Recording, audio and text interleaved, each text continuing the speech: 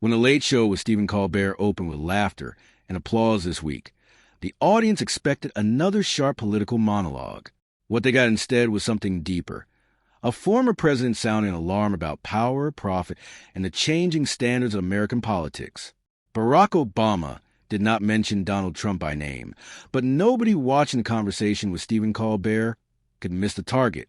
In one of the most talked about moments of the interview, Obama argued that presidents should not have a bunch of side hustles tied to companies or foreign entities while serving in office. Forbes.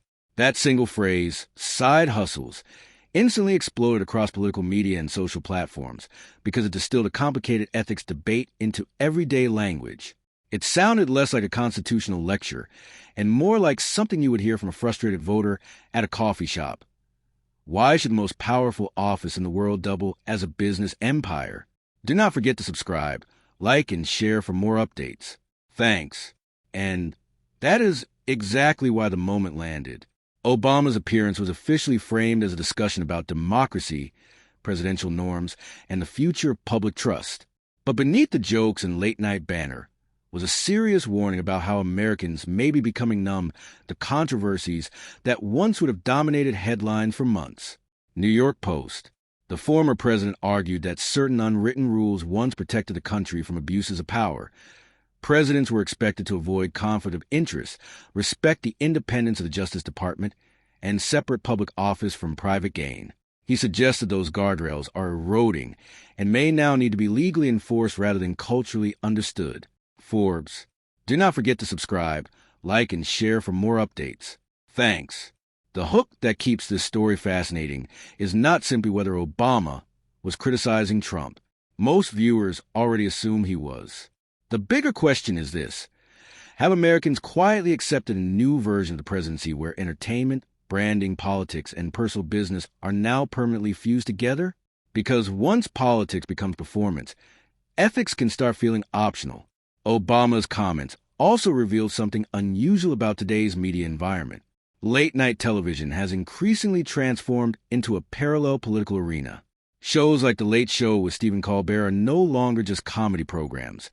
They are now cultural battlegrounds where political narratives are shaped, reinforced, and challenged nightly. Colbert himself leaned into the moment with humor, even joking about presidential standards changing so much that perhaps he could qualify for office now. Obama laughed and replied that the bar has changed, a line that instantly became headline material. New York Post. But behind the laughter was something more uncomfortable, a growing belief among many Americans that political norms have become almost unrecognizable compared to just a decade ago. Critics of Obama were quick to push back online, arguing that former presidents also profit massively after leaving office through books, speaking tours, and media deals. Supporters countered that there is a difference between earning money after leaving office and maintaining overlapping business interests while governing. That debate exploded across Reddit and political forums within hours of the broadcast, showing just how polarized even discussions about ethics have become. Reddit. And this is where the story becomes larger than one interview. Obama's remarks tapped into a broader fear spreading across American politics. The fear that institutions once built on restraint now depend entirely on whether leaders voluntarily choose restraint. If they do not, the system struggles to stop them. The former president also warned against politicizing the military and using the Justice Department to target political opponents, arguing that America can survive bad policies and ugly elections, but not the weaponization of criminal justice. Forbes.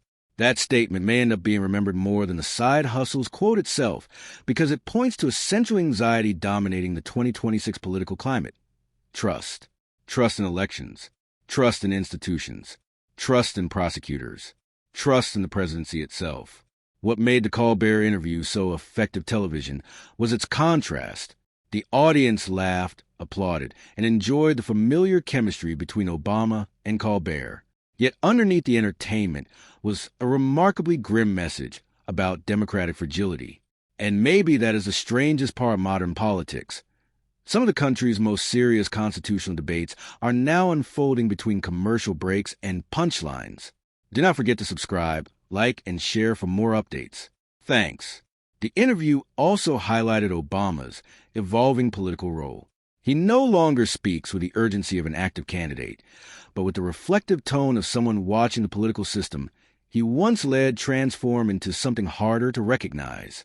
The New Yorker, whether viewers agreed with him or not, the appearance succeeded because it forced audiences to wrestle with a provocative idea. Should the presidency still be treated as public service first and personal brand second, or has that era already ended? That question may matter far more than any single joke made on late-night television this week.